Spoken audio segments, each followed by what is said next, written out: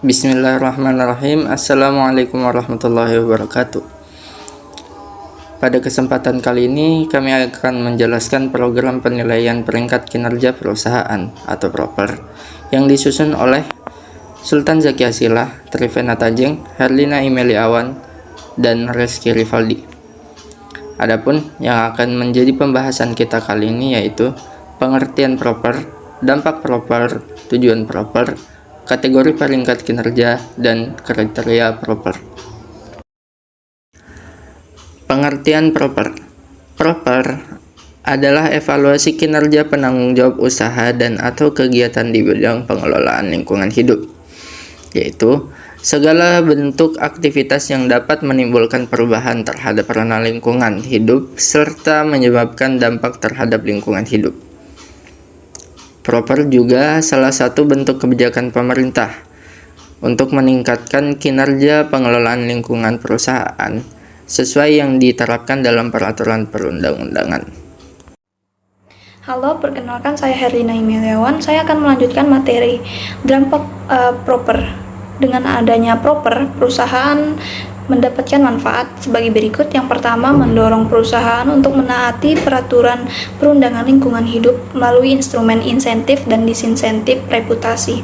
Yang kedua, mendorong perusahaan yang sudah baik kinerja lingkungannya untuk menerapkan produksi bersih. Yang ketiga, dengan adanya PROPER, kita bisa mengetahui kualitas sistem manajemen lingkungan suatu perusahaan dengan ditandai peringkat, yaitu berupa berbagai warna seperti PROPER hitam, merah, biru, hijau, dan emas. Tujuan PROPER yang pertama ada mendorong terwujudnya pembangunan berkelanjutan. Yang kedua, meningkatkan komitmen para stakeholder dalam upaya pelestarian lingkungan. Yang ketiga, meningkatkan kesadaran para pelaku usaha atau kegiatan. Yang keempat, menaati peraturan perundangan lingkungan hidup. Lalu, meningkatkan penaatan dalam pengendalian dampak lingkungan melalui peran aktif masyarakat. Selanjutnya, mengurangi dampak negatif kegiatan perusahaan terhadap sebuah lingkungan. Selanjutnya, kategori peringkat kinerja. Yang pertama, PROPER emas. Perusahaan telah secara konsisten menunjukkan keunggulan lingkungan dalam proses produksi dan jasa, serta melaksanakan bisnis yang beretika dan bertanggung jawab terhadap masyarakat. Yang kedua, PROPER merah. Perusahaan telah melakukan upaya pengelolaan lingkungan tetapi belum sesuai dengan persyaratan sebagaimana diatur dalam perundang-undangan. Yang ketiga, PROPER biru. Perusahaan telah melakukan upaya pengelolaan lingkungan yang disyaratkan sesuai dengan ketentuan atau peraturan perundang-undangan yang berlaku. Lalu, PROPER hijau. Perusahaan telah melakukan lingkungan lebih dari yang dipersyaratkan dalam peraturan atau beyond compliance, melakukan pelaksanaan sistem pengelolaan lingkungan, dan mereka telah memanfaatkan sumber daya secara efisien serta melaksanakan tanggung jawab sosial dengan baik. Lalu PROPER hitam, perusahaan telah dengan sengaja melakukan perbuatan atau melakukan kelalaian sehingga mengakibatkan terjadinya pencemaran atau kerusakan lingkungan, serta melakukan peraturan perundang-undangan yang berlaku dan tidak melaksanakan sanksi administrasi.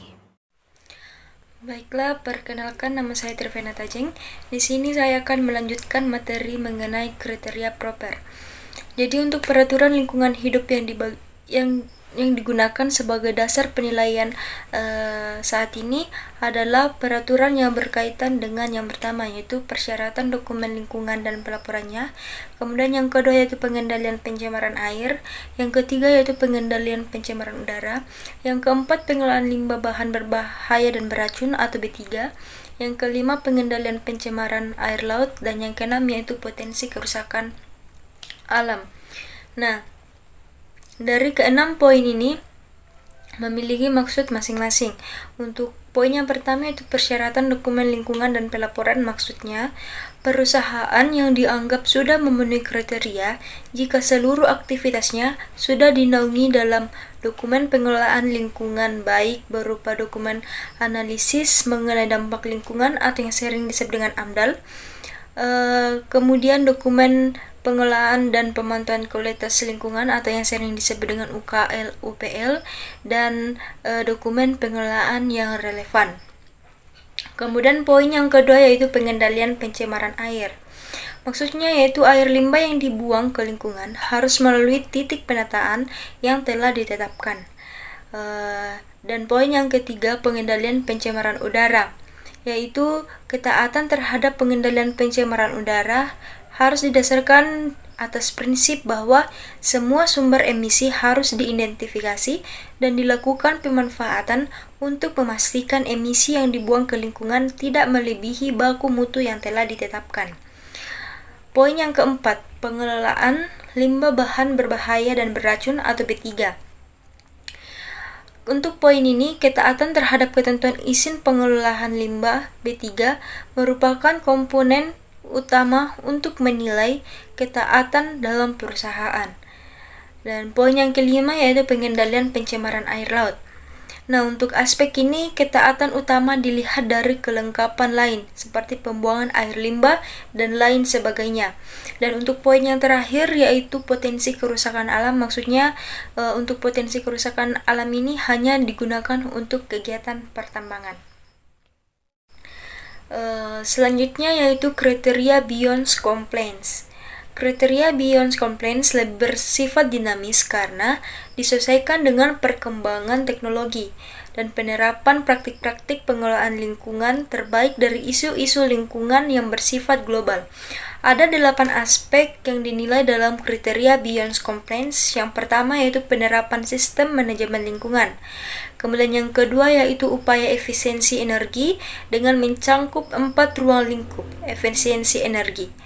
Kemudian yang ketiga, upaya penurunan emisi. Keempat, implementasi reuse, recycle limbah B3. Yang kelima, implementasi reuse, dan recycle limbah padat B3. Yang keenam, konservasi air dan penurunan beban pencemaran air limbah. Yang ketujuh, perlindungan keanekaragaman hayati. Dan yang kedelapan yaitu program pengembangan masyarakat. Terima kasih. Perkenalkan, nama saya Reski Ripaldi. Saya akan melanjutkan materi selanjutnya, yang itu kriteria penilaian proper. Kriteria penilaian proper itu terdiri dari 3. Yang pertama, disusun berdasarkan peraturan perundang-undangan yang berlaku. Yang kedua, kriteria penilaian proper merupakan bentuk evaluasi terhadap upaya penataan peraturan LH oleh setiap pelaku usaha atau kegiatan. Yang ketiga itu, kriteria penilaian proper dibuat secara terintegrasi dan bersifat multimedia. Dan penilaian dalam proper adalah penataan terhadap pengendalian pencemaran air, udara, pengelolaan limbah B3, dan penerapan RKL, RPL, atau UKL, UPL. Selain itu, dinilai pula sistem manajemen lingkungan, pemanfaatan limbah, konservasi sumber daya, dan pelaksanaan SCR-nya.